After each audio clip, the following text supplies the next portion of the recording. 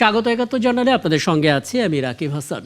দর্শক, আপনারা জানেন সংবাদ পর্যালোচনা ভিত্তিক নিয়মিত অনুষ্ঠানে আমরা খবরের নানান দিক বিশ্লেষণ করার চেষ্টা করি। পত্রপত্রিকা, টেলিভিশন, ডিজিটাল মিডিয়া এবং অবশ্যই নিউজ পোর্টালে যে সমস্ত খবরের শিরোনাম হয়ে থাকে আমরা সেগুলো জানিয়ে দেওয়ার চেষ্টা করি।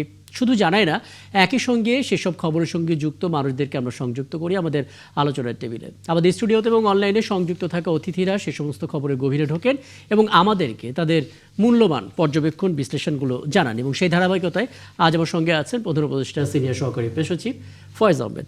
যারা ফয়েজ আহমেদ, আপনাকে আমন্ত্রণ জানাচ্ছি এবং আমরা আয়োজন শুরু করার আগে একটু আলাপ করছিলাম যে কী বিষয় নিয়ে কথা বলবো। আশা করি ধাপে ধাপে আমরা সেই বিষয়গুলো নিয়ে আলাপ করতে পারবো এবং দর্শক আমাদের সঙ্গে এই আয়োজনের বিভিন্ন পর্যায়ে ধাপে ধাপে অতিথিরা যুক্ত হবেন এবং অনলাইনে অবশ্যই যুক্ত হবেন এবং তাদেরও গুরুত্বপূর্ণ পরামর্শ এবং পর্যবেক্ষণগুলো আমরা জানার চেষ্টা করব। ফয়েজ আহমেদ, আপনাকে দিয়ে আলাপটা শুরু করতে চাই। আমরা গতকালকে আমার বাংলাদেশ পার্টি, এবি পার্টির একজন নেতাকে যুক্ত করেছিলাম এবং তিনি বলছিলেন যে আমরা ভেবেছিলাম অতীতে যে নির্বাচনগুলোতে সহিংসতার ঘটনা ঘটেছে এবার তার চাইতে কম হবে। আমি তাকে প্রশ্ন করলাম যে এবার কি আগের রেকর্ড ছেড়েছে? তিনি বললেন যে আগের রেকর্ড ছাড়েনি, কিন্তু আমরা যেটা প্রত্যাশা করেছিলাম সেটা হয়নি। সরকার আমার দিক থেকে মনে হচ্ছে কমপ্লিটলি ফেল।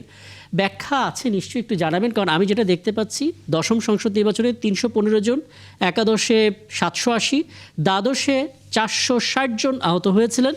এখন পর্যন্ত ২৭৪টি ঘটনা রয়েছে এই নির্বাচনের আগে। একটু জানাবেন আসলে সহিংসতার মাত্রাটা কেমন?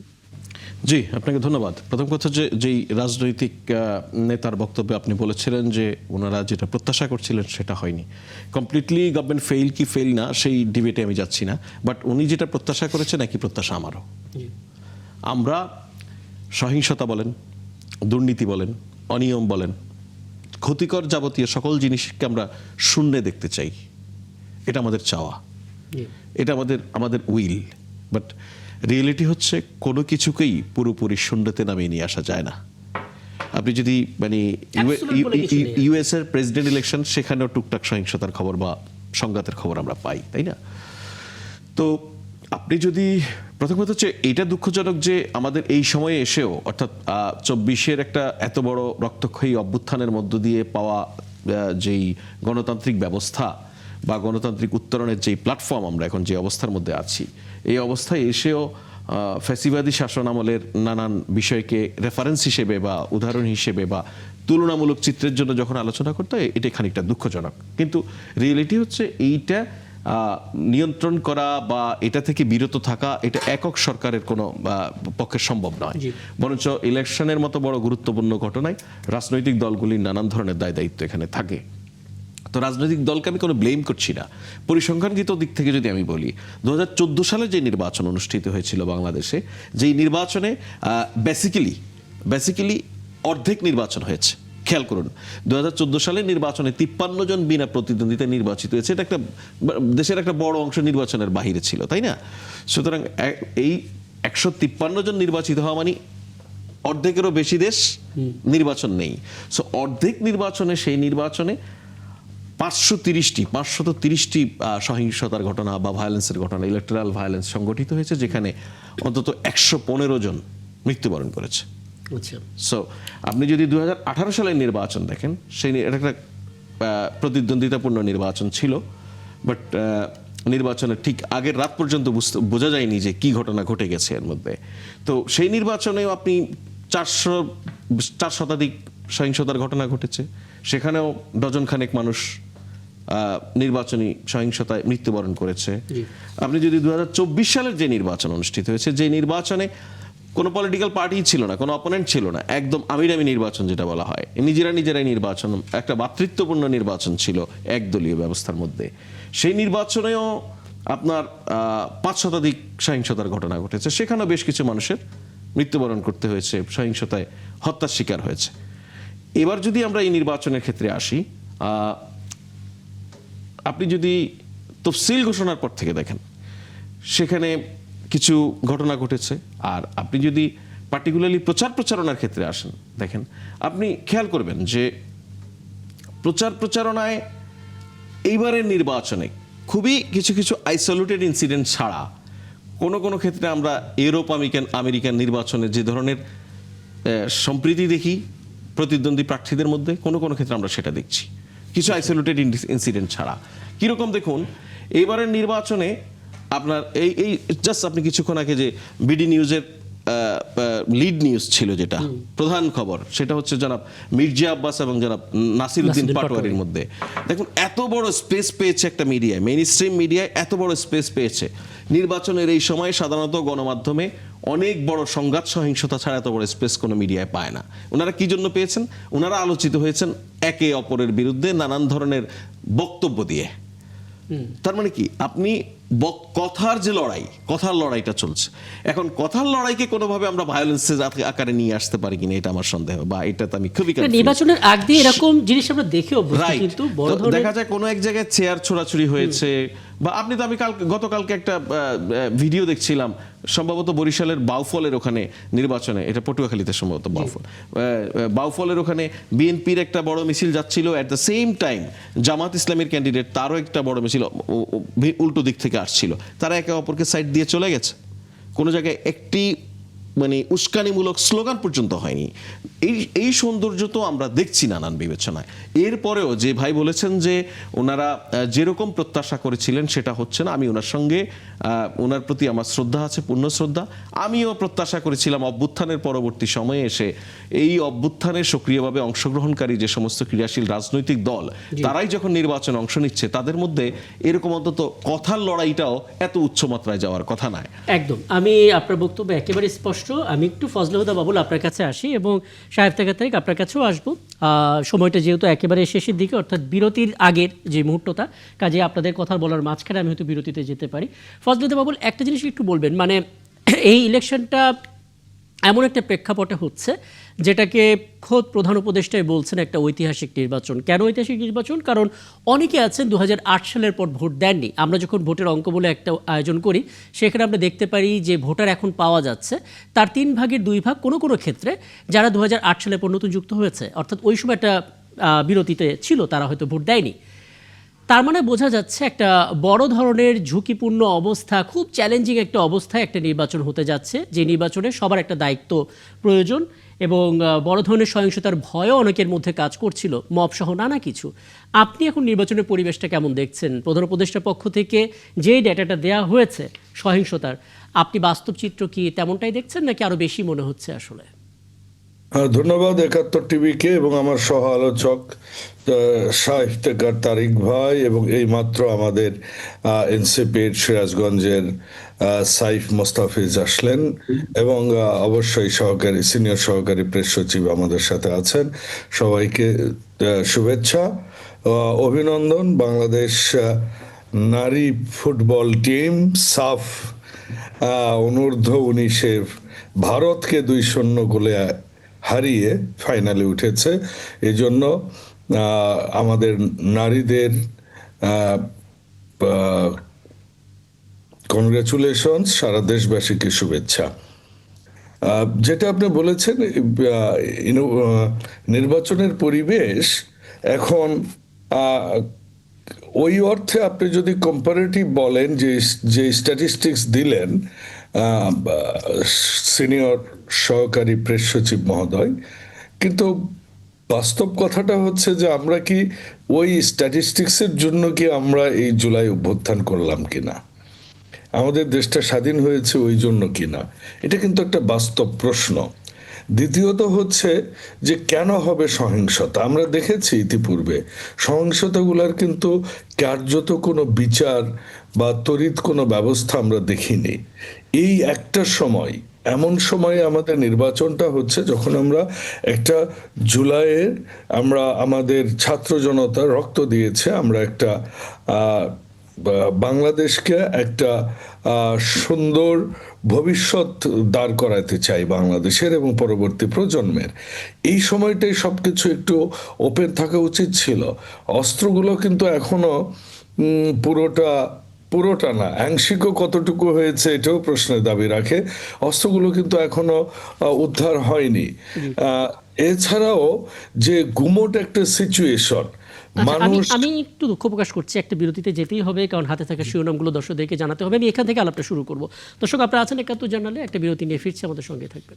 ফজলুদ্দিন বাবুল, আপনাকে থামিয়েছিলাম, একটু শেষ করবেন। মাথায় রাখবেন, আমি কেবল আপনার কাছ থেকে ছোট করে এটাই জানতে চেয়েছিলাম যে বিগত সময়ে নির্বাচনের যে পরিবেশ ছিল, এখনকার পরিবেশ আপনার কাছে মনে হচ্ছে কিনা আগেরগুলো চাইতে কিছুটা হলেও ভালো, এবং আপনি এবং আপনারা যারা আছেন প্রার্থীরা সেফ ফিল করছেন কিনা? জি। না, সেফ ফিল করছি না। আমি আমার শুভাকাঙ্ক্ষী অন্তত 4 থেকে 5 জন আমাকে পরামর্শ দিয়েছে যে আর্মড সিকিউরিটি নিয়ে চলতে, অন্তত 2 জন যে 24 ঘন্টা ডিউটি করবে। কিন্তু আপনি জানেন, আমি যদি এলাকায় আর্মড সিকিউরিটি নিয়ে চলি, লোকজন, এটা গ্রামের লোকজন হাসাহাসি করবে। সো আমাকে ওই রিস্কটুকু নিয়েই চলতে হচ্ছে, নাম্বার 1। নাম্বার 2 হচ্ছে, এরকম অনেক প্রার্থীর ক্ষেত্রেই মানে পরিবেশটা গুমট। আমি লাস্ট যে শব্দটা ইউজ করতে চেয়েছিলাম সেটি হচ্ছে পরিবেশটা গুমট, because no one has the trust to others. At least যদি অ্যাডমিনিস্ট্রেশনটা, যদি প্রশাসন যদি সেই রকম আপনার দৃশ্যমান কোনো পদক্ষেপ নিত যে হ্যাঁ, তারা পার্টিকুলার কোনো দলকে বা কোনো মানুষকে তারা সাপোর্ট করছে না, দে আর ইম্পার্শিয়াল। এই জিনিসটা কিন্তু প্রমাণ হতে আমাদের এখনো আমরা খুব একটা ক্লিয়ার নয়। এখানে প্রশাসনকে নিয়ে আমাদের মধ্যে, আমি জানতাম না যে নির্বাচনের দিন এক জায়গা থেকে আরেক জায়গায় এসব যাওয়া যায় না, আমার অভিজ্ঞতা ছিল না। এখন শুনছি যে মাত্র 2টা গাড়ি থাকতে পারবে। আমি যে আসনে ভোট দিব, সে আসন থেকে আমার লাস্ট আসনটা হচ্ছে 45 to 46 কিলোমিটার ডিস্টেন্স। তো আমি যদি সেখানে যেতে চাই, সেখানে কিন্তু আমি যেতে যেতে হয়তো অনেক কিছু ঘটনা ঘটে যাবে। আমি এটাও জানতে যেহেতু সিসিটিভি নাই, এবং প্রশাসন যে গুমট পরিবেশ সৃষ্টি করেছে, যেমন আমাদের বিএনপির প্রত্যেকটা প্রার্থীকে 1বার 2বার 3বার 4বার করে শোকজ এবং সশরীরে ডিস্ট্রিক্টে যাওয়া, একদিন ডিস্ট্রিক্টে যাওয়া মানে ওই দিন আমাদের কাজ শেষ, ওই দিন আর আমরা প্রচারণা করতে পারবো না। আমরা গত 17 বছরে কিন্তু গ্রামে ঢুকতে পারিনি আমাদের কারণে। তো এই যে নিরপেক্ষতার যে একটা ইস্যু প্রশাসন, এটা এখনো আমরা আশ্বস্ত নই। আবার পক্ষান্তরে আমরা যখন আমাদের নির্বাহী অফিসারদেরকে আমরা বলছি থানায় যে এইটা হচ্ছে, আপনারা দেখছেন না ওটা, ও তাই, তাহলে আপনারা একটা অভিযোগ করেন। মানে they are not in a position to take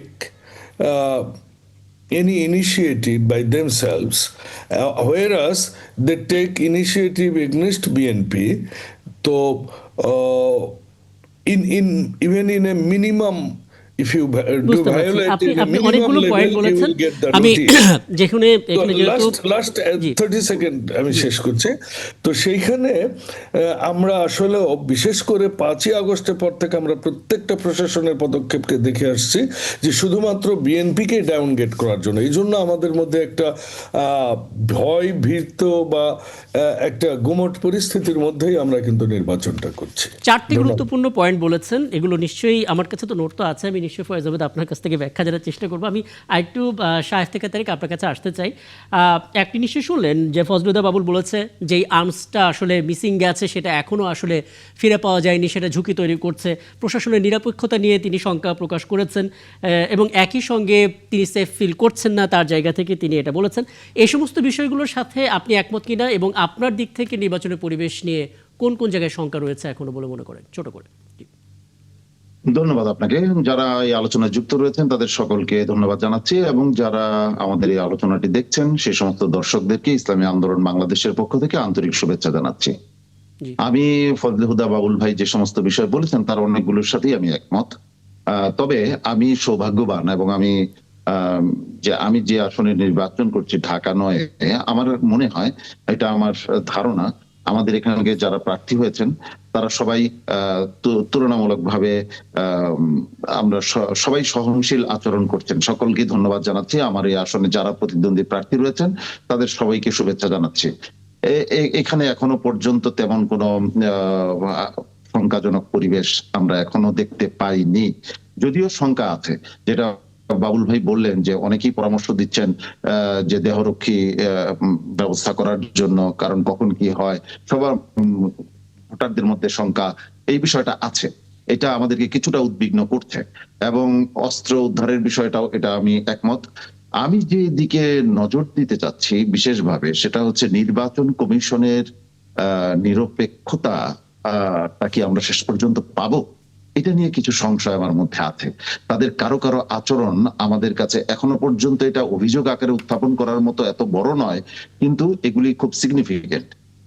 তারা বিশেষ বিশেষ দলের দিকে ঝুঁকে পড়েছেন বলে মনে হচ্ছে। তো এটা আশা করব যে নির্বাচন কমিশন এই জায়গা থেকে সরে আসবেন, কারণ নির্বাচন কমিশনের কমিশনারদের পরিণতির কথা তারা মনে রাখবেন। এমন কোন কাজ তারা করবেন না আশা করি যেটা জনগণের উদ্ভাবন করে। আমি জায়গাটিতে ভয়ের জায়গাটা যাচ্ছি যে আমাদের অন্তর্বর্তীকালীন সরকারকে আমাদের সকলের সরকার মনে করি। এই জায়গাটায় নিরপেক্ষতা অন্তর্বর্তীকালীন সরকার কি শেষ পর্যন্ত ধরে রাখতে পারছেন? এই জায়গাটা আমি প্রশ্নটা এখন রাখলাম। পর্যন্ত তো পারছে, কারণ এখন পর্যন্ত তো পারছে 7 তারিখ। না না না, এখনো পর্যন্ত কিছু কিছু জায়গায় দৃশ্যমান পক্ষপাত দেখতে পাচ্ছি। কোন কোন উপদেষ্টার ভাই নির্বাচন করছেন, সেই জায়গায় তিনি ভূমিকা রাখছেন। এটা খুবই লজ্জাজনক, এটা খুবই লজ্জাজনক। আমি এই বিষয়ে আমি বলবো এখনো সংবরণ করা উচিত, এখনো সংযত হওয়া উচিত। কারণ হচ্ছে এই বিষয়গুলি উপযুক্ত কিন্তু প্রমাণ নিয়ে কি কমিশনের কাছে আপনারা বলেছেন যে এই না, উপদেষ্টা? এখনো পর্যন্ত আমি তো এটা আগেই বললাম যে এখনো পর্যন্ত আমরা এটাকে ধারণা করব যে এই জায়গা থেকে সবাই সরে আসবেন, কারণ এমন কোন ঘটনা ঘটবে না যেটা নিয়ে মানে দেশে একটা ক্ষোভের সঞ্চার হবে। আর কোন শঙ্কার জায়গা? আরেকটা বিষয়, সর্বশেষ একটা বিষয় বলতে চাই। বাবুল ভাই বোধহয় এটা উল্লেখ করেছিলেন, সেটা আমিও উল্লেখ করতে চাই। সেটা হচ্ছে ভোট গণনার বিষয়। বাবুল ভাই না, এটা আজকে বোধহয় কোনো সংবাদে এটা শুনেছি, ভোট গণনা নিয়ে। আমি একটু থামাই, কারণ এটা আমার আলাদা একটা আলোচনার বিষয়, এবং তখন আসলে আপনাদের সবারই মতামতটা নিব, কারণ এটা আসলে ক্রাইসিস রিপোর্ট থেকে বেশ ভালো আকারে, বড় আকারে এই ব্যাখ্যাটা দিয়েছে যে কেন আসলে গুরুত্বপূর্ণ। আমি একটু এস.এম. সাইফ মুস্তাফিজ আপনার কাছে আসতে চাই। যখন আপনার সঙ্গে কথা বলছি তার ঠিক ঘন্টা দেড়েক আগের খবর আমাদের নিউজ গ্রুপে এসেছে। আমাদের সহকর্মী রাশেদ আনিস, যিনি আসলে এনসিপি নিউজগুলোই মেইনলি কাভার করেন, তিনি জানালেন যে জয়নুল আবেদিন শিশির তিনি হত্যার হুমকি পেয়েছেন, একটা জিডিও তিনি করে এসেছেন।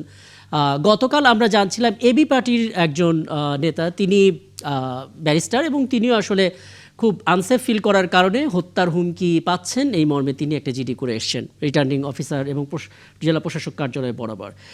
ওদিকে আমরা বলছি যে নির্বাচনের পরিবেশ অন্যান্য বারের তুলনায় কিছুটা হলেও ভালো। দুটো প্রেক্ষাপট একসাথে বলবেন, কতটুকু ভালো দেখছেন এবং এখন পর্যন্ত কোথায় কোথায় শঙ্কা রয়েছে? পয়েন্টগুলো কিন্তু আগে যেগুলো হয়েছে সেটার বাইরে নতুন কিছু থাকলে একটু বলবেন আর কি। জি, ধন্যবাদ সবাইকে। আমার বিজ্ঞ সহ-আলোচক যারা আছেন তাদেরকে শুভেচ্ছা জানাচ্ছি, এবং যারা টিভির পর্দায় দেখছেন তাদেরকে আমার সালাম ও শুভেচ্ছা। দেখেন, আমাদের এখনকার যে সময়, মানে আমি আমার ইনবক্স বা আমি আমার কমেন্ট সেকশন অথবা হোয়াটসঅ্যাপের মেসেজ গুলো যদি আপনাকে দেখাই, এরকম হাজার হাজার আসলে মেসেজ, অনেক কি বলে ফেক আইডি দিয়ে হচ্ছে, যে দেখা যাচ্ছে যে এখন থ্রেট করা হচ্ছে।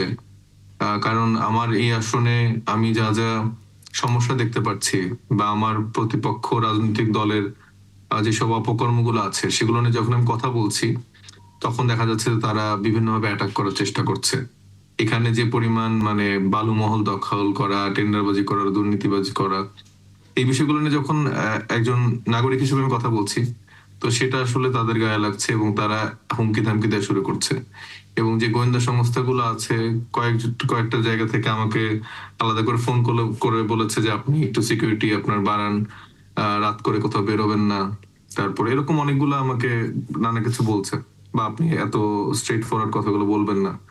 কিন্তু দেখেন ভাই, আমরা যারা জুলাই থেকে উঠে আসছি, আমাদের কথাগুলো আসলে এরকম স্ট্রেট কাট। যেটা আমরা অন্যায় দেখছি, যেটা আমাদের সামনে পড়ছে, সেটা আমরা কথা বলবোই। এবং এটার জন্য যদি আমাদের এরকম হুমকি দামকি আসে, সেটা আসলে আমাদের কাছে খারাপ লাগে। কারণ যাদেরকে আমরা রাজনীতি করার অধিকার বা সুযোগটা আমরা ফিরিয়ে দিয়েছি, সেই মানুষগুলা বা সেই সহযোদ্ধারাই যখন এরকম আক্রমণাত্মক কথা বলে, বরঞ্চ নিজেদের যে ভুল ত্রুটি আছে সেগুলো না শুধরে, সেটা আসলে খুবই কষ্টজনক। কারণ আমার আপনার সবারই ভুল থাকবে, ওইটা যদি কেউ অ্যাড্রেস করে, ওইটা আমাদের আমলে নিয়ে পরিবর্তনের জন্য কাজ করা উচিত।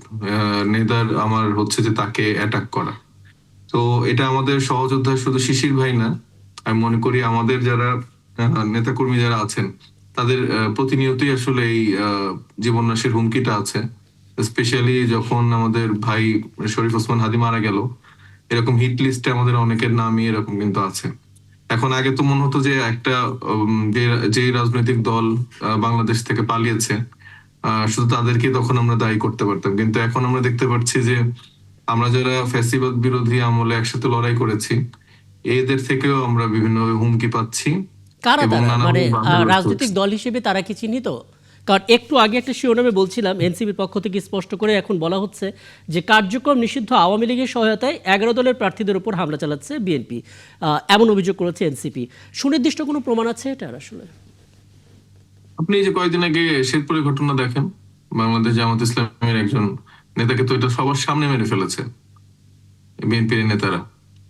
বুঝতে পারছি। 40 আমি সাহেব মুস্তাফিজ, আমি এই পয়েন্টটা নিয়ে আলাদা করে আপনার কাছে আসবো। 40 জনকে গ্রেফতার করে হ্যাঁ, আমি এটা নিয়ে আপনার কাছে আলাদা করে আসবো। আমি জানি এর একটা দিল। ব্যাখ্যা আপনার কাছ থেকে পাবো এবং সেটা নিয়ে পরবর্তীতে আমি ফজলুদ্দা বাবুল আপনার কাছে আসবো। তবে এখন পর্যন্ত যা যা পেলাম, ফয়েজ আহমেদ আপনি শুনলেন। প্রথমত আর্মস নিয়ে এটা অনেক দিন ধরে কথা হচ্ছে, মিসিং আর্মস পাওয়া যাচ্ছে না, প্রশাসনের নিরপেক্ষতার ইস্যু আসলো। প্রত্যেক প্রার্থী এটা বলছেন যে তাদের পরিচিত পরিমণ্ডল থেকে জানানো হচ্ছে যে প্লিজ আপনারা একটা দেহরক্ষী রাখুন, নিরাপত্তা বলয়টা জোরদার করুন। কমিশনের নিরপেক্ষতা নিয়েও প্রশ্ন উঠছে এবং সোশ্যাল মিডিয়াতে যা চলছে আর কি, সাইবার বুলিং এবং যা যা, কতটুকু আসলে দমানো যাচ্ছে আসলে এটা? জি, প্রথম কথা হচ্ছে যদি অস্ত্রের বিষয়ে বলি, অর্থাৎ জুলাই আগস্টে থানা থেকে লুট হওয়া অস্ত্র, যেটা সবচেয়ে আলোচিত ঘটনা অস্ত্র বিষয়ে, সেখানে আমার প্রথম পজিশন হচ্ছে যে লুট হওয়া অস্ত্র বা যে কোনো বেআইনি আর্মস, আনলাইসেন্সড আর্মস যে কারো হাতে থাকাটাই নাগরিক হিসেবে ওনারা যেমন রাজনীতিতে সম্পৃক্ত, সক্রিয়, নির্বাচনে প্রতিদ্বন্দ্বিতা করছেন, ওনাদের জন্য যেমন একটা বড় থ্রেট, কনসার্ন, সেম আমার জন্য আপনার জন্য তাই। সুতরাং একটি অস্ত্র বাহিরে থাকাটা আমাদের কারোর জন্যই নিরাপদ বোধ করার কোনো কারণ নেই এই জায়গা থেকে। তাহলে এখানে কি করা যাবে সেটা বলছি। তার আগে বলি যে আমাদের জুলাইয়ে আগস্টের সময় যেই থানাগুলি থেকে অস্ত্র লুট হয়েছে, সেই লুট হওয়া অস্ত্রের যে পরিমাণ সেটা হচ্ছে 3619। আচ্ছা, ইতিমধ্যে 2259টি অস্ত্র উদ্ধার হয়েছে, যার পার্সেন্টেজ যদি আমরা করি সেটা 62.4%, এতটুকু উদ্ধার হয়েছে। তাহলে এটা কি মানে অধিকাংশ উদ্ধার হওয়া কি স্বস্তির কোনো কারণ কিনা? হ্যাঁ, একটা তো হচ্ছে অ্যাপারেন্টলি আপনি একটা সূচকগত জায়গায়, সংখ্যাগত জায়গায় একটা স্বস্তি পাবেনি, কিন্তু এই যে বাদ বাকি যে 1360টি অস্ত্র এখনো উদ্ধার হয়নি ধরে নিচ্ছি, তাহলে এগুলি আমার আপনার জন্য একটা টেনশনের বিষয় না? ডেফিনেটলি। এক্ষেত্রে দুটো কাজ, একটি হচ্ছে এগুলিকে উদ্ধার করা, সেটার জন্য এক ধরনের তৎপরতা আছে আইন শৃঙ্খলা বাহিনীর পক্ষ থেকে। আরেকটি হচ্ছে এই উদ্ধার করতে না পারলেও এগুলিকে মানে যেন ব্যবহার করতে না পারে সেরকম একটা পরিস্থিতি তৈরি করা। এই বিষয়ে সরকার কাজ করছে। আমরা আশা করি এই অবৈধ অস্ত্রের ব্যবহার হবে না, সে বিষয়ে চেষ্টা করা হচ্ছে। জি। আরেকটা বিষয় হচ্ছে প্রশাসন, মানে নির্বাচনকালীন যে স্থানীয় প্রশাসন, সম্ভবত বাবুল ভাই সেটাকে মেনশন করছেন, যে উনি বলছেন যে প্রশাসন নিরপেক্ষ কিনা এটা বুঝতে পারছি না। এটা না বুঝতে পারা ভালো ভাই, মানে কোনো পক্ষের দিকে যাচ্ছে কিনা সেটা বুঝতে পারছেন না, নিরপেক্ষ কিনা সেটা বুঝতে পারছেন না। আমার তো মনে হয় এটা একটা ভালো দিক যে প্রশাসন কারো দিকে হেলে পড়েছে, সেই অভিযোগটা আসেনি এখনো। তবে ওনার সঙ্গে আমি এই জায়গায় একমত যে এই যে ওয়াচডগের ভূমিকা, এই যে নজর রাখা, নিরপেক্ষতা ভাঙছে কিনা, এই জায়গাটা যত প্রার্থীরা, নির্বাচনে যারা প্রতিদ্বন্দ্বিতা করছেন, সচেতন পলিটিশিয়ান এবং নাগরিক সবাই যদি দৃষ্টি রাখেন, এটা আমাদের জন্য একটা ভালো ইলেকশন উপহার দিতে সক্ষম হবে। জন্যই আমি বলেছি, আপনার বোধহয় বুঝতে ভুল হয়েছে। আচ্ছা, একটা শোনেন, আমার গেটে ঢোকার, আমার গেটে নতুন করে কালার পোস্টার লাগানো হয়েছে একটা দলের, ঠিক আছে? এবং এগুলা ছবি তুলে দেওয়ার পরও ইউনোরা বলেন যে আপনারা একটা লিখিত অভিযোগ দেন। আরে ভাই, তাহলে আপনাদের কাজ কি? আপনি কি বুঝতে পেরেছেন এখন? না না না, আমি এগ্রিড আপনার সঙ্গে ভাই, যে তারা হেলে পড়েছে কিনা, তারা অ্যাবসলিউটলি হেলে পড়েছে, বাবুল ভাই 100% হেলে পড়েছে। আমরা জানি না তারা কিসের, তারা কি গুপ্ত ছিল কিনা গত 17 বছরে। গত 17 বছরে তো বিএনপির সবাই প্রকাশ্যে রাজনীতি করেছে, কিন্তু বাকিরা যারা গুপ্ত রাজনীতি করেছে তারা কি এই প্রশাসনে গুপ্ত হিসেবে আছে কিনা আমি তো এটা জানি না তো। না না আমিও জানি না আপনার সঙ্গে এখন আমার অবস্থান পর্যন্ত একই। একটা মেকানিজম আমি পাচ্ছি না অ্যাসিওর হওয়ার মতো যে এখানে free fair credible and level planning হচ্ছে, আমি খুঁজে পাইনি। আমি যতটুকু বুঝতে সেক্ষেত্রে পারছি আমি জি। আপনাকে পরামর্শ দিব, আপনার কষ্ট হলেও যদি আপনার কাছ থেকে লিখিত অভিযোগ চায় সেটা আপনি দিন, কারণ আপনার যারা প্রতিদ্বন্দ্বী প্রার্থী সেই জায়গায় আপনার চেয়ে তারা এক ধাপ এগিয়ে, তারা কোনো কোনো ক্ষেত্রে লিখিত দিচ্ছে। তো আপনার আপনার আপনার আপনার আপনার জন্য আপনি জেনে গেছেন তারা লিখিত দিচ্ছে। হ্যাঁ, দ্যাটস ওয়াই আপনি তো বললেন, আপনি আপনার বক্তব্যে বলেছেন তাদের অভিযোগের ভিত্তিতে করছে ব্যবস্থা। সরকারের একজন তথ্য কর্মকর্তা বলছেন যে তারা অভিযোগ পাচ্ছেন। আপনি কি না শুনেন জেনে ভাই, বলছেন না আমি জেনে আপনাকে বলছেন ভাই? ফজলুদ্দিন বাবুল আপনি বাবুল হ্যাঁ ভাই, আপনি একটু পেটের শুনলে বই- ভালো হবে। আপনি আমাকে যে জায়গায় ব্লেম করছেন আমার প্রতি অবিচার করবেন না, আমি আপনার কাছ থেকে এটা আশা করব না। না না না, প্রথম কথা অবিচারে হচ্ছে- কিছু নাই। প্রথম কথা আপনি হচ্ছে তো জানেন, আমি আমাকে আপনি একটু শেষ জানেন করতে দেন সেটা দয়া আমি করে। বলছি যে তারা লিখিত পাওয়ার পর করেছে। দ্যাট মিন্স আমি এটা আপনার বক্তব্য থেকে বলেছি ভাই, আপনি বলেছেন যে ওনাদের অভিযোগ পাওয়ার ক্ষেত্রে ব্যবস্থা নিচ্ছে, আমরা বলছি ব্যবস্থা নিচ্ছে না, এটা আমি আপনার বক্তব্য থেকে বলেছি। Number one. Number I am wrong. No, you could not you could misunderstood my point. Okay, The আমি simple মিসআন্ডারস্ট্যান্ড point করতে পারি very সেটা আপনি আমাকে simple. কারেকশন করবেন, বাট আমি আপনি আমাকে একটা বলেছি ব্লেম যে দিবেন না দয়া করে। আমাদের বিএনপির এক একজনকে 5 বার 6 বার 7 বার দেয়া হয়েছে। হ্যাঁ। একই On the একই basis of what? অভিযোগ, তার চেয়ে On the basis of গুরুতর what? অভিযোগ On the basis বলবার of what? পরও আসে না। বলেন। ভাইটা কোন দেশের কথা বলতেছেন? আমাদের দেশের কথা আচ্ছা, আমি বলতেছেন? একটু শেষ করি। Number one. না। নাম্বার টু হচ্ছে ভাই, এটা সাহেব, এটা পার্টিকুলারলি সাহেব, আপনি যে কথাটা বলেছেন ভাই, ওই যে ময়মনসিংহ না কোন জায়গার যে বিএনপি করেছে, ঠিক এইভাবেই আওয়ামী লীগ বলতো, তদন্ত হওয়ার আগেই বলে দিত। আচ্ছা যাই হোক ফজলুদ্দিন বাবুল আমরা অনেকগুলো বিষয় এখন হাতে রয়েছে, আগে এটা একটু শেষ করে নিই, এটা একটু বক্তব্য শুনি। জি। আচ্ছা, যে প্রশাসনের উপর কন্ট্রোল, জি, জি, ফজলুদ্দিন বাবুল, আমি আসবো আবার কাছে। জি। আচ্ছা, ভাই, এটা আমার কাছে ভাই, সেই আওয়ামী লীগের কথাই আপনি কি তো মনে বলেই হচ্ছে? দিলেন এটা বিএনপির লোকেরা করেছে, because you are connected with the whole game, that's না, হোয়াই ইউ আচ্ছা ক্যান সে আচ্ছা দ্যাট। বাবুল ভাই, এখানে এটা বলেনি ফজলুদ্দিন বাবুল। আপনি একটু পরিষ্কার করি, আপনি যখন রেফারেন্স দিলেন যে অপোনেন্টদের অভিযোগের ভিত্তিতে ব্যবস্থা নেয়, এটা আসলে ফয়েজ আহমেদ বলে যে ঠিক আছে তারা যখন আগে অভিযোগ দিয়ে ফেলে তাহলে আবার আপনারা অভিযোগ দেন, ব্যাপারটা না এরকম। না, অপোনেন্টের অভিযোগে দিয়েছে, এইটা সব ক্ষেত্রে না, কোন কোন ক্ষেত্রে তারা সুমোটো হয়েই নিয়েছে ব্যবস্থা। ব্যাস এই যে আপনি প্রশ্ন করছেন। আমি তো সেই জায়গায় হয়নি। আপনার শুভাকাঙ্ক্ষী হয়ে বলছি, আপনি যদি মনে জি, করেন ভাই। মুখে বললে হচ্ছে না, আপনি লিখিত দেন, অসুবিধা বাইরে কোথায়? এই হ্যাঁ, জায়গাতে so, আমার আর প্রশ্ন, সেকেন্ড যে why জায়গাটা, should I সেকেন্ড যে get জায়গাটা, advice ভাই from বুঝছি, you? ভাই বুঝছি, জি, জি। এই তর্কটা মনে আমাদের there will প্রয়োজন not নেই। be an unified system? Okay, second যে There জায়গাটা must be সেটা an হচ্ছে যে unified system. আমার ওই তারিক ভাই, শাইফ থেকে তারিক ভাই, উনি যেটা বলেছেন যে ইলেকশন কমিশনের কারো কারো আচরণ এখন পর্যন্ত পরিষ্কার নয় কিছু কিছু ক্ষেত্রে। আবার উনি কিন্তু এটাও বলেছেন যে এখন পর্যন্ত এরকম কোনো পক্ষপাত উনি পাননি যেটা হচ্ছে যে একদমই বড় আকারে অভিযোগ তোলার মতো। দ্যাট ইজ ফাইন, আমি এটাকে খুবই অ্যাপ্রিসিয়েট করি। আমি প্রতিনিয়ত বলি, শুধু আমি হয়তো সরকারকে প্রতিনিধিত্ব করছি, এখন নির্বাচন কমিশন একটা বড় রোলে আছে। উনি যেই জিনিসগুলি মেনশন করছিলেন যে অতীতের ইলেকশন কমিশনারদের যে কি পরিণতি হয়েছিল ইলেকশনের নামে প্রহসন জাতিসংঘে করার অপরাধে, আমি অনুরোধ করব আমাদের প্রত্যেক পলিটিক্যাল পার্টিকে, প্রত্যেক নাগরিককে প্রতিনিয়ত এই আলোচনাগুলি করুন। বিকজ মানে এমন না যে আমরা সবাই খুব ফেরেস্তা হয়ে গেছি। 5 আগস্ট আমাদের দেশে একটা পরিবর্তনের মধ্য দিয়ে প্রত্যেকটা মানুষ পুত পবিত্র হয়ে গেছে, এমন কোনো ঘটনা ঘটেনি।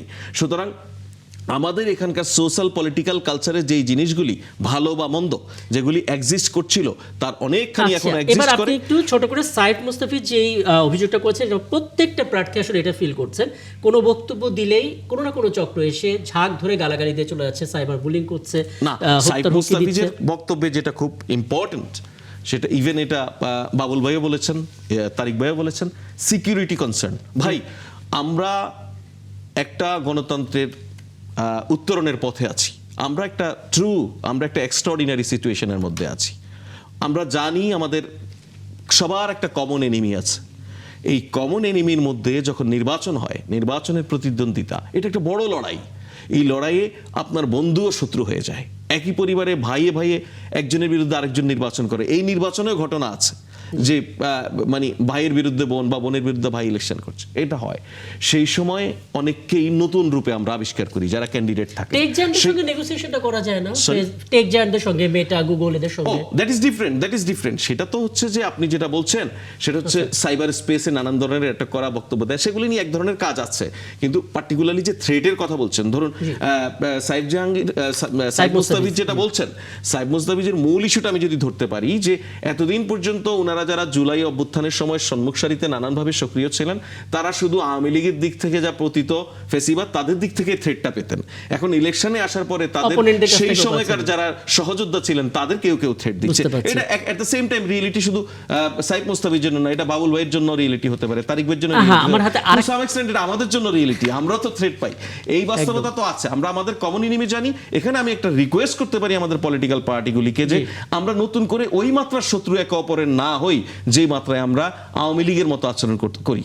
সেটা না একদম করাই পরিষ্কার, ভালো। একদম পরিষ্কার। আমি একটা বিরতিতে যাব, তবে শায়েখ থেকে তারিক একটা প্রশ্ন আপনার কাছে করে যাই, যেটা আপনি শুরুটা করেছিলেন। ক্রাইসিস রিপোর্ট, তারা ক্রাইসিস গ্রুপ, তারা যেটা বলেছে যে ভোটের ফল নিয়ে বিরোধ হলে সেটা হবে ইউনূস সরকারের সবচাইতে বড় চ্যালেঞ্জ। মানে এত চমৎকার পরিবেশ, সৌহার্দ্যপূর্ণ পরিবেশ, আপনি শুরুই করেছেন আপনার অন্যান্য প্রতিপক্ষ যারা আছে প্রার্থী তাদেরকে শুভেচ্ছা জানিয়ে, কিন্তু ফলাফলের গণনা যদি অনুকূলে না আসে, পরিস্থিতি আসলে কি ঘটবে সেটাই সবচেয়ে বড় চ্যালেঞ্জ। আপনি একটু বিস্তারিত বলবেন আপনাদের দিক থেকে শঙ্কার জায়গাটা কি? দর্শক, এ পর্যায়ে নিচ্ছি আরও একটা বিরতি, ফিরছি একটু পর, আমাদের সঙ্গেই থাকবেন। ফেলাম বিরতির পর ৭১ জানালে আরও একবার আমন্ত্রণ জানাচ্ছি এবং শায়েখ থেকে তারিক যে প্রশ্নটা আজকে করে গিয়েছিলাম আপনার কাছে, ক্রাইসিস গ্রুপের যে বক্তব্য, মূল বক্তব্য তার দীর্ঘ প্রোগ্রামের, যে ভোটের ফল নিয়ে বিরোধ হলে সেটা হবে ইউনূস সরকারের জন্য সবচেয়ে বড় চ্যালেঞ্জ।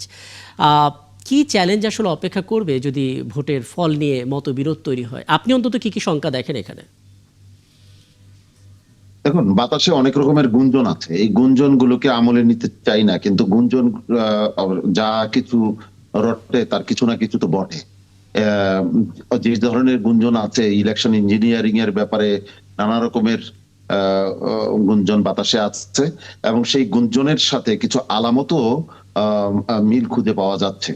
অনেকে ইলেকশন ইঞ্জিনিয়ারিং এর চেষ্টা করবে, বিশেষ বিশেষ প্রার্থীকে জিতিয়ে আনার চেষ্টা করবে, এরকম নানাবিধ কথা আছে। আমরা এইগুলি যেন না হয় সেটার ব্যাপারে হয়তো সতর্ক থাকবো। সংবাদ মাধ্যম সতর্ক থাকবে। কোন পর্যন্ত? সংবাদ মাধ্যম সতর্ক থাকবে যতক্ষণ মানুষ ভোট প্রদান করবে ততক্ষণ পর্যন্ত, কিন্তু ভোট প্রদানের পর কেন্দ্র থেকে যখন এই জিনিসটা মানে পোলিং এজেন্টদের স্বাক্ষর হয়ে যখন পরবর্তী জায়গায় যাবে, সেখানে যদি ফলাফলকে উল্টে দেওয়া হয়, পাল্টে দেওয়া হয়, তখন এইটার বিরুদ্ধে করার আর কিছুই তেমন থাকবে না। তখন এটার মামলা করতে হবে, সেই মামলা শেষ হতে হতে দেখা যাবে যে 5 বছর চলে যাবে। আমরা শঙ্কা প্রকাশ করছি এই জাতীয় কোনো ইঞ্জিনিয়ারিং এর প্রচেষ্টা হয়তো হতে পারে। এটাই আমাদের সবচেয়ে ভয়ের জায়গা, আতঙ্কের জায়গা। সবচেয়ে ভয়ের জায়গা, আতঙ্কের জায়গা স্পষ্ট করেছেন। ফজলুদ্দিন বাবুল, আপনার কাছে আসবো, তার আগে ছোট করে একটু সাইফ মুস্তাফিজ আপনার কাছ থেকে জেনে নিতে চাই। এবার যে নির্বাচনটা একতরফা হবে না সেটা বেশ ভালোই বোঝা যাচ্ছে, কারণ দীর্ঘ সময়ে অনসাইডেড একটা নির্বাচন দেখে অভ্যস্ত হয়ে গিয়েছিল মানুষ। এবার আসলে মাঠের যে ছবি এবং প্রার্থীদের বক্তব্য, পাল্টা বক্তব্য, সোশ্যাল মিডিয়াতে ছোট ছোট শর্টসগুলো আমরা দেখতে পাচ্ছি, যে সাধারণ মানুষ প্রত্যেকটা মুভমেন্ট ফলো করছেন প্রার্থীরা, তার মানে বেফাস মন্তব্য করার কোনো সুযোগ নেই, আর করলে তার কি পরিণত হয় সেটা হয়তো আমরা দৃষ্টান্ত হিসেবে দেখেছি, ডাকসুর ঘটনা থেকে শুরু করে নানা কিছু। আপনি অন্তত কি ফিল করছেন ক্রাইসিস গ্রুপের কথা দিয়ে? মানে ভোট গণনার পর যদি বিরোধ তৈরি হয় সেটা হতে পারে এই সরকারের জন্য সবচেয়ে বড় চ্যালেঞ্জ। আপনি অন্তত কি শঙ্কা করছেন? আমরা তো দেখেছি যে মানে হল সংসদগুলোর যে ফলাফল সেটা গণনা করতে রাত পার হয়ে 1-2 দিনও চলে গেছে। আসলে ফলাফলটা কোন দিকে নেওয়ার জন্য বা কার পক্ষে নেওয়ার জন্য এই কাজগুলো করেছে সেটা এখন মানুষ কিছুটা বোঝে, মানুষ সেই জায়গাটা ধারণা করতে পারে। তো জাতীয় নির্বাচনেও সেই চেষ্টা হচ্ছে। মানে অলরেডি আমি যদি আমার আসনের কথা বলি, আমার আসনের যিনি বিএনপির প্রার্থী আছেন মোহিত সাহেব, উনি হচ্ছে যে মানে এখানে যে গ্রাম পুলিশ আছেন ওনাদেরকে আলাদা করে ডেকে বসছেন, এখানে যারা আলেম ওলামারা আছেন তাদেরকে নিয়ে আলাদা করে বসেছেন, প্রত্যেকটা মসজিদের ইমাম মুয়াজ্জেম থেকে শুরু করে এরকম প্রশাসনিক ভিত্তিতেও তিনি অনেকের সাথে আলাদা করে তার বাসভবনে ডেকে বসছেন। এই বিষয়গুলো আমরা প্রশাসনকে জানানোর পরে দেখছি যে তারা এই ব্যাপারে খুব বেশি কোনো মানে পদক্ষেপ নিচ্ছে না। এবং এই জায়গাটা তিনি একটা অঘোষিত এমপির মতো করে আচরণ করা শুরু করে দিয়েছেন। এবং নির্বাচনের ক্ষেত্রেও অলরেডি আমাদের কাছে অনেকগুলো ইনফরমেশন এসছে যে অনেকগুলো সেন্টার এখন থেকে বেশ ঝুঁকিপূর্ণ, তারা এখন থেকেই সেখানে ঘোষণা দিচ্ছে যে তারা সকালের ভিতরে ভোট কেটে ফেলবে। তো এটা সিরাজগঞ্জ 6-এর একটা চিত্র বললাম, আমি শিওর না, এটা ভোটের আগের বাস্তবতা, অনেক শঙ্কা থাকবে, অভিযোগ থাকবে, সেগুলো হয়তো সমাধান হবে বটে, কিন্তু আমি ওই হ্যাঁ, সময়টার কথা জানতে চাচ্ছি সেটাই। যে আজকে আমি ভোটটা দিলাম, সেই ভোটটা কাউন্ট হচ্ছে, কালকে রেজাল্টটা পাবো, সেই সময় আসলে কি হবে যদি মতবিরোধ তৈরি হয়? সেটাই বললাম যে এখন থেকে তারা এরকম একটা পরিবেশ তৈরি করে রাখছে যেখানে আমার মনের মধ্যে হচ্ছে যে আহ, সেই জায়গাটা তৈরি হচ্ছে যে আমি শঙ্কা বোধ করছি। এবং সেই জায়গা থেকে যখন এরকম একটা ফলাফলের দিকে বা এরকম ঘটনা যদি ঘটে যায়, সেক্ষেত্রে তো দেখেন একটা অন্যরকম পরিস্থিতি তৈরি হবে। কারণ এইবারের জায়গায় জনগণ কিন্তু আসলে মুখিয়ে আছে ভোট দেওয়ার জন্য। তো জনগণকে যদি এই দলগুলো আসলে কোনোভাবে বাধাগ্রস্ত করে, তো তারাও তো আসলে চুপ করে থাকবে না। তো সেক্ষেত্রে মানে আমি ব্যক্তিগতভাবে কোনো রকম অন্যরকম কোনো কিছুর চিন্তা আমি কখনো করি না। আমি যেটা মনে করি যে যদি 17 বছর পর জনগণের এই রায়কে কেউ বাধাগ্রস্ত করে, তাহলে জনগণ আসলে সেটা ভালোভাবে নিবে না। তো সেদিকে পরিস্থিতি কোন দিকে যাবে সেটা মানে এখন বুঝতে পরিস্থিতি পারছি, বলবে। মানে রাজনৈতিক দলগুলোর হ্যাঁ, ভূমিকা আমি এবং তারা জনগণকে কতটুকু আস্থায় রেখে ভোটটা পরিচালনা করতে পারবে এবং সরকার সেখানে কি ভূমিকা রাখবে, এটা আসলে নির্ভর করছে সার্বিকভাবে। সরকারের একজন কর্মকর্তা তো সাথে আছে, আমি নিশ্চয়ই একটু জানার চেষ্টা করবো সেই মোমেন্টটা কেমন হবে। আমি একটু ফজলুদ্দা বল, যদি আপনি কিছু যুক্ত করেন, মানে দীর্ঘ সময় ধরে রাজনীতি করছেন, রাজনীতির এই প্রেক্ষাপটে এত বড় একটা ইলেকশন হতে যাচ্ছে যেখানে সমস্ত রাজনৈতিক দলগুলো এখন মাঠে আছে, এরপর যখন একটি নির্বাচন হবে সেখানে একদিনে দুটো ভোট হবে, গণভোটও এখানে আছে, দুটো ভোটই ফ্রি অ্যান্ড ফেয়ার ইলেকশন হতে হবে, এরপর একটা ভোট কাউন্টিং হবে, সব কিছু নিয়ে যদি শেষে গিয়ে মতবিরোধ তৈরি হয়, কি শঙ্কা আপনি দেখেন?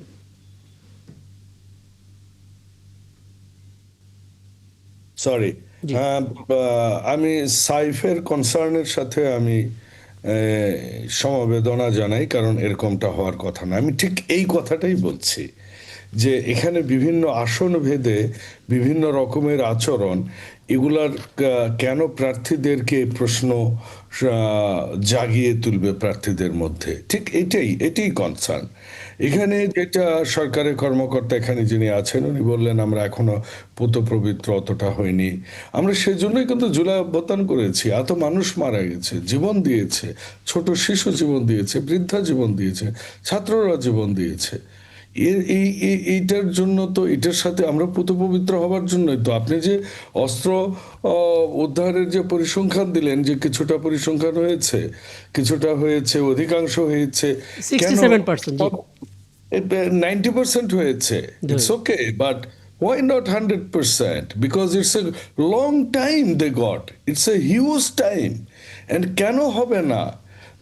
তাদেরকে তো সমস্ত রাজনৈতিক দল আমরা সাপোর্ট দিয়ে আসছি। Where is the problem? Problem behind that, যখন রাষ্ট্রের নির্বাহী প্রধান বলেন অমুক অমুকেরা এবার পাশ করে সংসদে আসবে, তখনই কিন্তু প্রশ্ন ওঠে। আমার প্রয়োজন হচ্ছে transparency. We need let the government be transparent, that's it. কেন সাইফ বলবেন বা তারিক ভাই বলবেন বা আমি বলবো, why they need to listen this? Let it be a transparent situation, তাহলেই তো সব ক্লিয়ার হয়ে যায়। এটা আমার কাছে মনে হয়েছে সরকারকে ট্রান্সপারেন্ট হতে হবে আরো। জি, সরকারকে ট্রান্সপারেন্ট হতে হবে। চমৎকার করে তিনজন বলেছেন। আমি তিনটা বিষয় নিয়ে একটু ফয়েজ আহমেদ আপনার কাছে আসতে চাই। মানে এখন পর্যন্ত যে গ্রাউন্ড রিয়েলিটি, তাতে অন্তত কিছুটা হলেও সন্তুষ্ট আপনারা, পুরোটা হতে পারলে ভালো হতো। কিন্তু নির্বাচনটার পর যখন ভোট গণনা হবে, গণভোট এবং জেনারেল যে ভোটটা হচ্ছে, সেটা নিয়ে যদি বিরোধ তৈরি হয়, ক্রাইসিস গ্রুপ যেটা বলছে, আপনি সেটা একমত? না, দেখুন, ক্রাইসিস গ্রুপের যেই প্রতিবেদন সেটা আমার দেখার সুযোগ হয়েছে। তাদের প্রতিবেদনের এই পার্টিকুলার অংশের অনেক লম্বা প্রতিবেদন, নানান বিষয় আশয় নিয়ে কথাবার্তা বলেছে। পার্টিকুলারলি ইলেকশনের পর, ইলেকশনের রেজাল্ট দেওয়ার পরে যদি কোনো রাজনৈতিক পরিস্থিতি উদ্ভব হয়, সেটা টেকেল দেওয়া গভর্নমেন্টের জন্য একটা চ্যালেঞ্জ হবে, এরকম একটা কমেন্ট তারা করেছে। That is true.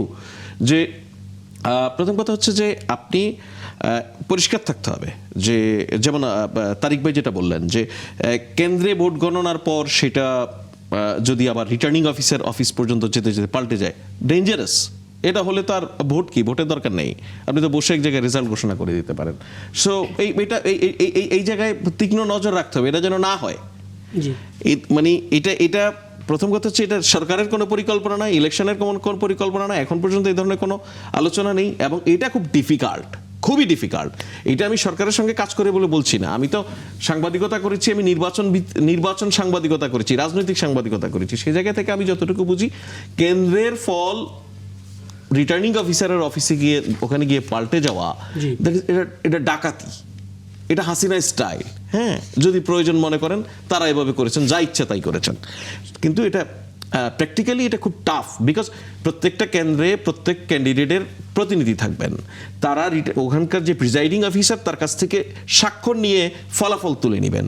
তো ধরুন একটা জায়গায় ধরেন 20টা ফায়েজ ভাই, একটা প্রশ্নের একটু উত্তর দিবেন ফায়েজ ভাই। জি। এই যে আমাদের যে প্রবাসী ভোটারদের যে ব্যালট নিয়ে যে কেলেঙ্কারি, জি জি এটা কি দৃশ্যমান, কি আপনারা শাস্তির আওতায় নিয়ে এসেছেন? সাধারণ লোকজন এটা সম্পর্কে কি জানে, যে সরকার কি আরেকটা বিষয়, পোস্টাল ভোট কোনটা কোথায় যাচ্ছে, এই বিষয় নিয়েও মানুষের মধ্যে যথেষ্ট উদ্বেগ উদ্বেগ লক্ষ্য উৎকণ্ঠা করেছি। রয়েছে, তাই তো? হ্যাঁ, ওকে ফাইন, আমি দুজনকে অ্যাড্রেস করব। সো ওইটা ইম্পসিবল যে কেন্দ্র থেকে আপনি যখন রেজাল্ট শিট নিয়ে নেবেন আপনার কেন্দ্রের, সেইটা ওখানে কি আরেকটা ঘোষণা করবে, এখানে তো প্রার্থীকে বা প্রার্থীর প্রতিনিধিকে দিয়ে যাবে একটা, সেটা ডিফিকাল্ট। আর পোস্টাল ব্যালট নিয়ে এই যে কেলেঙ্কারি বলতে, ভাই আসলে কি বুঝিয়েছেন, কোন কেলেঙ্কারি আমি জানি না। আমি যদি ভুল না করে থাকি, ফজলুদ্দিন বাবুল এটা বলার চেষ্টা করছেন যে শুরুতে একদম ওপেনলি শুরুতে দাঁড়িপাল্লা বাহরাইন ছিল। এবং কুয়েতের যে ঘটনা, জি জি বাহরাইন কুয়েতের, জি। তো এটা হচ্ছে, প্রকাশ্যে এসে। এইটার বিষয়ে আপনি কোনো ব্যাখ্যা পাননি এটা বলছেন, তাই তো? ব্যাখ্যা নয়, যারা এর সাথে জড়িত, হ্যাঁ হ্যাঁ হ্যাঁ, কিসের সঙ্গে তাদেরকে জড়িত, এমন দৃশ্যমান কিসের শাস্তি সঙ্গে দেওয়া জড়িত, হয়েছে। কিসের সঙ্গে জড়িত তারা? এই যে ব্যালট পেপার গুলো আপনি যেটা একসাথে বলছেন যে নিয়ে কেলেঙ্কারি, তারা- কেলেঙ্কারির সঙ্গে জড়িত, তাই তো? কি কেলেঙ্কারিটা হয়েছে আপনি আমাকে বলেন। বাবুল ভাই, আপনি বোধহয় ক্লিয়ার জানেন না পোস্টাল ব্যালট ভোটটা কিভাবে কাস্ট করা হয়। শুনেন, আমি একটু শেষ করে দেই। হ্যাঁ, ফার্স্ট অফ অল হচ্ছে শুনেন, আপনি বিদেশেরটা আপনি কি আমি বলছি ভাই, কুয়েতের এবং আপনার বাহরাইনের কেলেঙ্কারি যে আমি ঘটনা। পরিষ্কার করে দিচ্ছি। পোস্টাল বলেন। ব্যালট নিয়ে বাহরাইন বা কুয়েতে যেই কথা বলছেন, সেটা হচ্ছে ওই পার্টিকুলার পোস্ট কোড অনুযায়ী এক জায়গায় ব্যালট রাখা হয়েছে, সেখান থেকে যে যারটা নিয়ে নিবেন। এখানে সবচেয়ে বড় কথা, আপনি যেটাকে কেলেঙ্কারি বলছেন, এটা ইলেকশন কমিশন অলরেডি ক্লিয়ার করেছে, এটার বিষয়ে সব জায়গা থেকে ব্যাখ্যা হয়েছে। তারপরেও যদি বলেন ব্যাখ্যা নেই, এক। দুই নাম্বার হচ্ছে পোস্টাল না, না, ব্যালটে, আমি শেষ করে দেই ভাই, আমি শেষ করে দেই, একটু শুনেন, একটু ধৈর্য ধরে শুনেন। এই না শুনলে আপনার কাছে হ্যাঁ। কেলেঙ্কারি মনে হবে। ফজলুদ্দিন বাবুল আমি একটু শেষ শুনি, করি। একটু শুনে নি, তারপরে হচ্ছে বাবুল ভাই, কোন প্রবাসী নিজের পোস্টাল ব্যালটে স্ক্যান করতে হয়। পোস্টাল স্যার, ব্যালটে একদম why যে you are app, acting as a সেই অ্যাপে government একজনেরটা responder? আরেকজন দেওয়ার কোনো Let him সুযোগ নেই ভাই। আমি গভর্নমেন্টের তার মধ্যে ফেস করছি দিয়ে না, আমি ইনফরমেশন গুলো জানি। So- কারণ ডায়াসপোরা অ্যালায়েন্স আমাদের প্রথম থেকেই প্রবাসী সাইপ্রাস ভোটারদের নিয়ে কাজ আমি একটু করেছে। ব্যাখ্যাটা শুনি ফয়েজ কিন্তু আহমেদের। যে ব্যাপারটা আমার মনে হয় আমরা ফয়েজ জানি আহমেদের কথা ব্যাখ্যাটা শুনে বলছো। আমাদের সবটা ক্লিয়ার হয়ে যাবে। আপনারা হ্যাঁ না জেনে যদি এটা বলে ফেলেন তাহলে তো হলো না। হ্যাঁ প্লিজ একটু শুনি। এখন জি। ব্যাপার হচ্ছে, এই পোস্টাল ব্যালটে যেই অ্যাপের মাধ্যমে একজন ভোটার রেজিস্ট্রেশন করছেন, তার পার্টিকুলার এনআইডি দিয়ে, তার ফেস দিয়ে রেজিস্ট্রেশন করতে হচ্ছে পুরো সময়টা জুড়ে এখন পর্যন্ত। এবার আমার তারিক ভাই যে প্রশ্নটা করেছেন, ব্যালট কোথায় যাচ্ছে, এটা নিয়ে মানুষের মধ্যে সন্দেহ সংশয় আছে, এটা না জানার কারণে, যারা পোস্টাল ব্যালট সম্পর্কে জানেন না হয়তো, যিনি ভোট দিয়েছেন তিনি জানেন ওনার ব্যালট এখন কোথায় আছেন, উনি লাইভ ট্র্যাকিং হচ্ছে এটা যে রিটার্নিং অফিসারের কাছে কিভাবে যাচ্ছে, ঠিক এই মুহূর্তে কোথায় আছে, এটা সম্পর্কে উনি অবগত, কারণ ওনার ওই অ্যাপে এই লাইভ লোকেশনটা দেয়া আছে, এখন ওনার ব্যালটটা কোথায় আছে। সুতরাং ভাই, আমরা প্রশ্ন তুলি, আমরা প্রত্যেকটা সিস্টেমকে ত্রুটি মুক্ত করার জন্য, অ্যাকাউন্টেবল করার জন্য নানানভাবে কথা বলি, ফাইন, এটা আমরা করব, কিন্তু একটা সিস্টেমকে, এত দারুণ একটা ব্যবস্থাকে পুরোটা কন্ট্রোভার্সিয়াল করে ফেলার জন্য যদি একটা ভুল তথ্যের উপরে অনেক কথা বলি, এটা অবিচার হবে। এটা আপনারা কন্টিনিউ করবেন, আপনারা যারা এখানে আছেন, বোধ করি আপনারা আগামী সরকারে, আগামী নির্বাচনে নির্বাচিত হওয়ার মধ্যে দিয়ে সরকারে আসবেন, এগুলি আপনাদেরকে কন্টিনিউ করতে হবে। অতএব একটা একদম। চমৎকার জিনিস এই পোস্টাল ব্যালট, হ্যাঁ। যেটা আমাদের এশিয়ার অন্যান্য দেশগুলি অ্যাপ্রিশিয়েট করছে, তারা এটাকে অ্যাডাপ্ট করতে চাচ্ছে। সবচেয়ে বড় কথা আমাদের, সেটাকে আমরা হ্যাঁ কন্টিনিউ আমাদের কেন? প্রবাসীরা আছেন যারা দীর্ঘদিন ধরে দেশে রেমিটেন্স পাঠাচ্ছেন, আমরা শ্রদ্ধা জানাই, সম্মান জানাই, কিন্তু দিন শেষে ভোটাধিকারটা আসলে এভাবে দিতে পারতাম না। এবার অন্তত সেই শুরুটা হলো, যদি কোনো ভুল থাকে হয়তো সেখান থেকে আরো ভালো কিছু পরবর্তীতে আরেকটা আসবে। বিষয় আমি বাবুল ভাইকে ক্লিয়ার করে দেই, এটা অনেকের মতো আমি উনি clear হয়তো হইনি। ভুল বুঝেছেন। যে ব্যালট গুলো নিয়ে এতগুলো লোক একসাথে বসে ভোট দিচ্ছে, এটা কোন আমার ধরনের ধারণা- সিস্টেম? আমার ধারণা আপনি আর এটা বুঝতে চাইবেন না, বিকজ আমি আপনাকে বলেছি এটা পরিষ্কার করেছে, না। আপনি তারপরে সেটা বলছেন। ওই মানুষগুলি সম্পর্কে খোঁজ নেওয়া হয়েছে, ওখানে কি হয়েছে ইলেকশন কমিশন সেটা ইনভেস্টিগেট করেছে, তারা এক্সপ্লেইন করেছে, এবং আমি আচ্ছা, আপনাকে আমি এখানে- টেকনিক্যাল বিষয়টা এখানে পরিষ্কার একটু করলাম। পরিষ্কার করে এটা বলে দিই। চাইলেই আমি যদি আরো 100 ব্যালট আপনাকে এনে দেই, আচ্ছা। আপনি সেটা দিয়ে কিচ্ছু করতে পারবেন না, জি। আনটিল আনলেস যিনি রেজিস্ট্রেশন করেছেন, যার জন্য ব্যালট গিয়েছে, উনি এটাকে ওপেন করে কাজটা একদম, না করেন। একদম। আরেকটা ফজলুল বিষয় আপনি যেটা কনফিউশন থেকে বলেছেন, যে চিফ অ্যাডভাইজারের একটা বক্তব্য নিয়ে বলেছেন যে অমুক নির্বাচিত হয়ে, ভাই তরুণদের একটা প্রোগ্রামে গিয়ে চিফ অ্যাডভাইজার তরুণকে এনকারেজ করার জন্য বলেছে, আজকে আপনারা যে তরুণরা এখানে বসে আছেন তাদের অভ্যুত্থানে তাদের অংশগ্রহণের জন্য আমি আজকে এখানে আমি থাকার কথা না, এখানে আপনারা থাকার কথা, তরুণরা এই সমস্ত দায়িত্ব পালন করবে। সেজন্য এখন তরুণরা নির্বাচন করছে, নির্বাচিত হবে, মন্ত্রী হবে, এই তরুণরা বলার মধ্য দিয়ে যদি আপনি পার্টিকুলার কোনো তরুণকে ধরে নেন, কেন আপনি ছাত্রদলকে ভাবতে পারছেন না? এই অভ্যুত্থানে কি ছাত্রদলের কোনো ভূমিকা নেই? তারা কি তরুণ নয়? একদম। সুতরাং আপনি পার্টিকুলারলি যদি উত্তরের তরুণদেরকে সময় থাকে এনকারেজ উত্তর করে যদি দিতাম। আপনি জাতির জন্য প্রধান নির্বাহী বলার পরে যদি আপনাকে সেটাকে বিপজ্জনক মনে করেন, বায়াস মনে করেন, দ্যাট ইজ আপনি তরুণদের থেকে একটা সাংঘর্ষিক অবস্থায় রয়েছেন, তরুণদেরকে শত্রু মনে করছেন। একদম তো ফয়েজ আমার আহমেদ, কোনো কারণ নেই তো। হ্যাঁ আপনি স্পষ্ট করেছেন। আসলে তরুণদের বলতে গেলে ফাইজ শুধু ভাই, হ্যাঁ ফাইজ ভাই, ফজলুল বাবুল, ফাইজ আমার ভাই, শুনছি। শোনেন, আপনি শুধু এইখানে নয়, আপনি পুরো 18 মাসের ইতিহাসই ঘাটেন।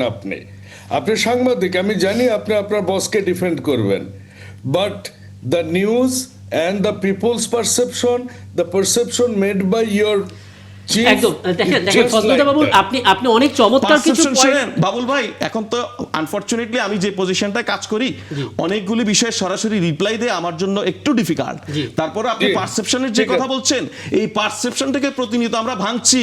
এই চিফ অ্যাডভাইজারের সঙ্গে আপনাদের নেতার মিটিং নিয়ে নানান পারসেপশন অপর পলিটিক্যাল পার্টিগুলি তৈরি করেছে, সেটা নিয়েও আমরা বলছি। সো আপনি পারসেপশনে যদি ওয়ান সাইডেড চিন্তা করেন, সেটা ওয়াইজ হবে না। কিন্তু আমার হাতে একেবারে সময় কম, কিন্তু আরেকটা গুরুত্বপূর্ণ টপিক রয়ে গেছে, সেটা হচ্ছে মব, যেটা আজকে টিআইবি রিপোর্ট থেকে বলা হয়েছে। আমি এটা নিয়ে একটু আলাপ করতে চাই। কাজেই এই ইস্যু নিয়ে, পোস্টাল ব্যালট ইস্যু নিয়ে আপাতত এখানে আমরা থামছি। সবশেষ বিরতির পর আবারও ফিরলাম, এবং এ পর্যায়ে আমার হাতে সময় একেবারে কম। আমি সবার কাছ থেকে ছোট ছোট করে 1 মিনিটে একটা করে মন্তব্য নিতে চাই, কারণ আজকে টিআইবি রিপোর্টে খুব গুরুত্বপূর্ণ একটা পয়েন্ট বলা হয়েছে যে মব নিয়ন্ত্রণ করতে না পারলে নির্বাচনে প্রভাব পড়বে, এবং এই মবের যে এখনকার পরিস্থিতি, সরকারের বাইরের শক্তিগুলো ক্ষমতায়িত হচ্ছে, যেটা প্রভাব তৈরি করছে। আমি যদি সাহেব থেকে তারিক আপনার কাছে আসি, আপনি কি বলবেন? জি জি, আসলে মব এটা হয় কখন? যখন সরকার দায়িত্ব পালনে ব্যর্থ হয়, তখনই কিন্তু মব হওয়ার সুযোগ পায়। সরকার যদি যথাযথ দায়িত্ব পালন করতে সমর্থ হয়, তখন আর মব হয় না। অতএব সরকারকে এই ক্ষেত্রে আইন শৃঙ্খলা রক্ষার ক্ষেত্রে কঠোর অবস্থানে থাকতে হবে, এবং যে কোনো প্রকার দুষ্কৃতিকারী, সে যে দলেরই হোক না কেন, তার ক্ষেত্রে যদি দৃঢ়তাপূর্ণ পদক্ষেপ সরকারের থাকে, তাহলে মব হবে না। আর যদি এরকম মব হয় বা এরকম আইন শৃঙ্খলার অবনতি ঘটে, তাহলে তো আর নির্বাচনের কোনো মানে থাকবে না। মানুষজন ভোট দিতে যাবে না, এবং ভোট এক পক্ষ ছিনিয়ে নিয়ে যাবে, যেটা ভয়ঙ্কর এক পরিণতি। সরকারের পদক্ষেপের কথা আপনি বলছেন। সাইফ মুস্তাফিজ, শুধু কি সরকারের পদক্ষেপ, মানে আপনারা যা রাজনৈতিক দলগুলো আছে, মব নিয়ন্ত্রণে আপনাদের কোনো ভূমিকা নেই? না, সরকারের থেকেও বড় পদক্ষেপ নিতে হবে আমাদের রাজনৈতিক দলগুলোর। কারণ আমরা যে রাজনৈতিক দলগুলো আসলে পরিবর্তিত এখন রাজনৈতিক বাস্তবতায় রাজনীতি করার সুযোগ পেয়েছি, সেই ধারাটা আমাদের অব্যাহত রাখার জন্য আসলে একে অপরের প্রতি সেই সহনশীলতা, সেই সেফ স্পেসটা একে অপরকে ক্রিয়েট করে দিতে হবে। আদারওয়াইজ যদি এটা আমরা না করে দিতে পারি, তাহলে যেই অপশক্তি নানাভাবে আমাদের মাঝে আবার ফেরার চেষ্টা করছে, তাদেরকে আমরা ফিরিয়ে আনার জন্য সম্ভাবনা তৈরি করে দেব, এবং নিজেদের মধ্যে বিভাজন তৈরি করে আসলে আবার বাংলাদেশকে আরেকটি রক্তপাতের দিকে ঠেলে দেব। তো আইন শৃঙ্খলা বাহিনীর পাশাপাশি আমার মনে হয় যে রাজনৈতিক দলগুলোর আমাদের অনেক বড় একটা ভূমিকা রাখতে পারবে। জি, আমি একটু সবশেষ একটু মন্তব্য নিতে চাই। ফজলুল বাবুল, রাজনৈতিক দলগুলো তো ভূমিকা দরকার, বিএনপি আসলে মবের বিরুদ্ধে কতটুকু ভূমিকা রাখতে পারছে সরকারের সাথে? বিএনপি সবসময় মবের বিরুদ্ধে। বিএনপি দেশের প্রচলিত আইন এবং আইনের অধীনেই সবসময় থেকেছে। মব কালচারের বিরুদ্ধে সবচেয়ে বেশি আমরাই বলেছি, এবং এই সরকার অর্থনৈতিকভাবে অনেকটা সফল হলেও বিশেষ করে প্রশাসনিক সংস্কার এবং এই আইন শৃঙ্খলার অবনতি এটা ঠিক করতে পারেনি। এটা কোনো কোনো ক্ষেত্রে আমরা দেখেছি তারা মব কালচারকেই উৎসাহিত করেছে। এটা আমার বন্ধ হওয়া উচিত।